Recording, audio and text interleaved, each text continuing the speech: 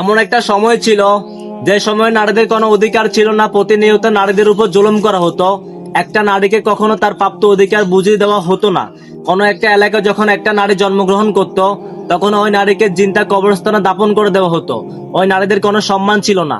তখন রাসূলুল্লাহ সাল্লাল্লাহু আলাইহি ওয়াসাল্লাম এসে সেই নারীদেরকে সম্মান দিয়েছেন, সেই নারীদেরকে প্রাপ্ত অধিকার দিয়েছেন। ইসলাম তাদেরকে সম্মান দিয়েছেন, ইসলাম নারীকে অধিকার দিয়েছেন। কিন্তু আমাদের দেশে বিভিন্ন নারীরা অধিকারের নামে রাস্তায় স্লোগান দিয়ে বের হয়, তখন তারা তাদের সম্মান নষ্ট করে, তারা তাদের অধিকার নষ্ট করে। আসলে ইসলাম তাদেরকে অধিকার দিয়েছে, তারা এটা বুঝতেই পারে না।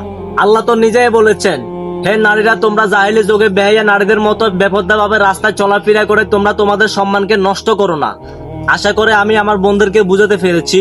আপনারা ঘরে অবস্থান করবেন, আপনাদের অবস্থান ঘরে হবে, বাইরে নয়।